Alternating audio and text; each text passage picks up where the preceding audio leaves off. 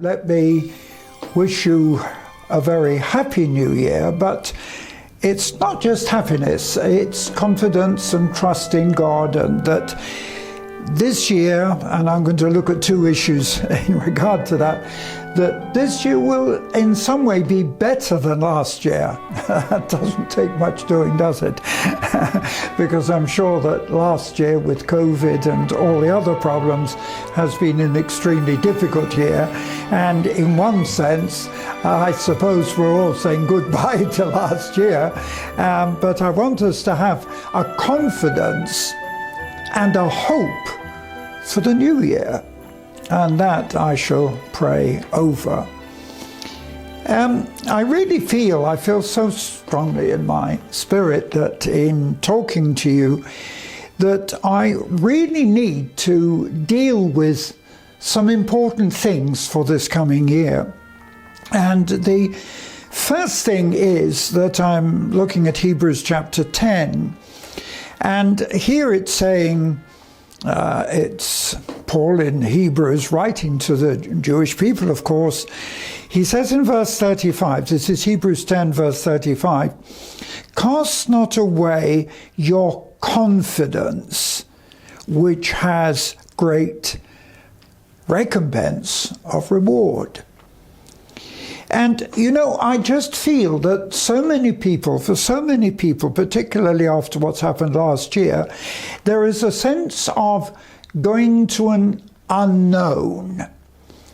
And I often quote at the beginning of a new year the message quoted by King George VI in the last war, in a New Year message, where he quoted Minnie Louise Haskins. "I said to the guard who stood at the gate of the year, 'Give me a light that I may tread into the unknown.' And he said, 'Put your hand into the hand of God. That will be to you better than a light and safer than a known way.'" And I want to recommend that if the king could say that in the darkest years of the war, I want to say it to you. If we want a light to walk safely into the new year, put your hand into the hand of God, because that will be better than any light and safer than any known way. So be encouraged. I think that's why it was, obviously those words were written by a poet, Minnie Louise Haskins, but in a sense, Paul in Hebrews 10 and in the 11th chapter, although basically Hebrews 11 is dealing with faith, and I suppose it's the most famous faith chapter in the Bible, I also see something else underlying it. Because, for example, in Hebrews 10, verse 23, he's let us hold fast the profession of faith without wavering, because God is faithful that promised. So that even the element in our faith is based on the faithfulness of God.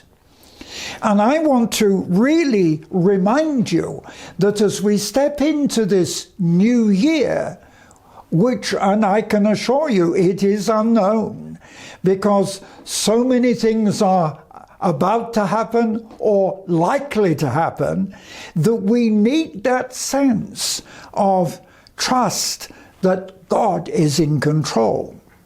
And if I have one particular message for the beginning of the new year, it is that God, after all, is in control.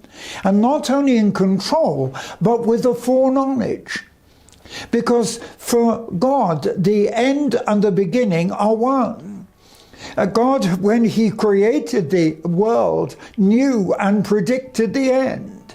And so nothing shocks God. Nothing comes as a surprise to God. And that's why, unlike politicians, and I think what we're faced at the moment is with politicians who are very much wavering and changing and switching. God is consistent in his promises. And that's why, after saying in verse 23, hold fast the profession of our faith without wavering, because the faith is in God, who always does what he says. And in verse 35, he's saying, cast not away your confidence. And he goes on in verse 36, you have need of patience, that after you've done the will of God, you might receive the promise. You see, here, and running right throughout Scripture, is something which I don't pick up very much with modern preachers, which is that we're living a life in faith that which will end up with us being in the kingdom.